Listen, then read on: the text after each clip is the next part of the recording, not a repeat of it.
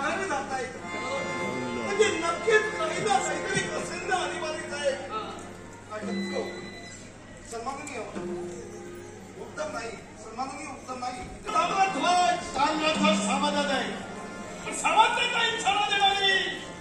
अनावश्यक व्यक्ती आजान भाऊ धनुधारी पाच म्हणतात मला. कोण धनुधारी पाठराव हे पांडवीर जे पांडवीर युद्धाला पृष्ठभाग दाखवून एकसारखे माघारी आहे. त्यांचा कटनायक हा भाग तुमच्या समोर अश्वमुक्ततेसाठी आलाय. पार्थराज आणखी दुप्पट बळ. अनेक वीर युद्धातून गेले उरलून नाही गेलो पण दुप्पट बळाला यातही कारण सांगतोय. ज्यांची ख्याती कीर्ती जगविख्यात आहे ती कुणीही करू शकत नाही असं ज्यांनी रणकंद माजविली गेली. अनेक ज्यांचे जगत मारले गेले असे महान योद्धे आणि असे योद्धे रणभूमीवर प्रतिस्पर्धी म्हणून उभं राहणं हे आमच्या सारख्या योद्ध्यांचा भाग्य.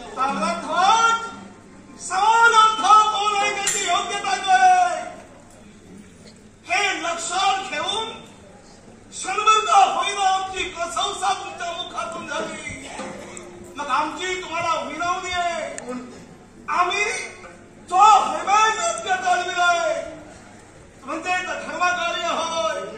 ज्या योद्ध्याची ख्याती कीर्ती तुमच्या डोळ्यासमोर उभी आहे असा योद्ध्यानं सहकार्य करून तुम्ही तुमच्या जीवनात पुण्य संचय निर्माण करा. धर्मकार्य आहे. धर्मकार्य याची जाणीव मलाही आहे पण ज्या शिवाच्या मातीनं पत्रिकेचा भावार्थ आहे तो जर वीरानं वाचला त्या वीरानं तो अश्वबंधन केला तर त्या वीराचा दोष आहे का?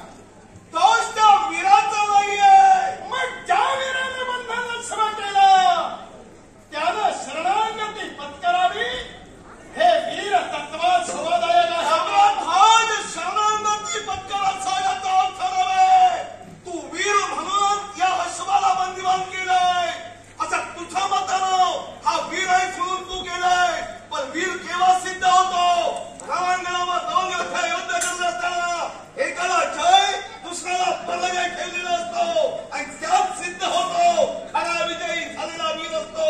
मग तुमचं आमचं द्वंद्व झालं नाही अर्थात आम्ही तुम्हाला वीर हिरता म्हणून मान्य करू. पण तुम्ही जरी अजून युद्ध केला नाही तरी याच्यापूर्वी युद्ध चालू आहे त्यामुळे अनुभव आला असेल तुम्हाला. मी अनुभवाच्या गोष्टी रणांगणात सांगत नाही. मी प्रत्यक्षाला प्रमाणाला महत्व देतोय. तुम्ही वीर योद्धे असाल तुमचं सामर्थ्य तुम्हाला सिद्ध करायचं असेल भारत तुमच्या समोर उभा आहे. तुम्ही करू शकता. कुणाला भीती आहे तुमची? कारण तुम्ही महाराज आणि मी दाखविलं पण पार्थराज तुम्ही जो ऐश्व सोडियात ज्या धर्मकार्याला सुरुवात केला पण ज्यानं तुमचं अश्वबंधन केलंय त्या रक्तपुरात 6 शोभे पूर्ण झाले. 7वं या समय चालू आहे. ज्यांनी एवढे घडविले अनेक वैराची झुंजाई दिली स्वतःचे अश्व मुक्त करून ज्यांनी 6 शोभे पूर्ण केले पण तुमचा पहिला अश्वमेध पूर्ण होण्या अगोदर तुम्हाला कोयदर केले. भविष्यकाळाच्या उदरात काय सामावलंय हे पार्थाला जाणून घ्यायचं नाहीये. पार्थ वर्तमान काळाचा मंदिर आहे आणि ह्या वर्तमान काळात या पार्थाचा तुला आव्हान आहे. मग काय आव्हान स्वीकारण्यासाठी मी उभा आहे आणि आज तुम्ही जर प्रतिवादी म्हणून राहिला प्रतिवादी म्हणून राहिला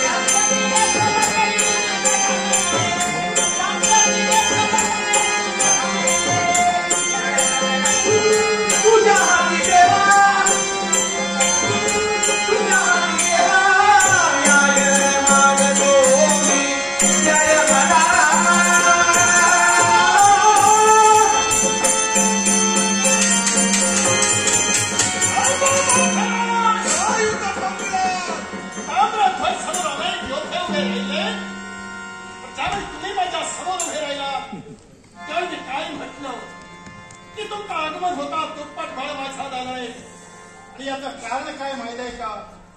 यापूर्वी दोन समाज आलो असताना अनेक प्रसंग तुमच्या जीवनात काही घडले ते दूर केलं आणि हे धर्म कार्य पुढे चालू ठेवलं. मग ताम्रध्वज काय आहे? ताम्रध्वज सामर्थ्य काय आहे हे तुम्हाला पटवून दाखवण्यासाठी पहा. ज्या क्षणी ताम्रध्वज ज्या आपल्या बाळावर जन्म देते आई बापाची पुण्याई घेतलंय आणि एकच बाळ तुमच्या दिशेने सोडून तुम्हाला दूर लढण्यासाठी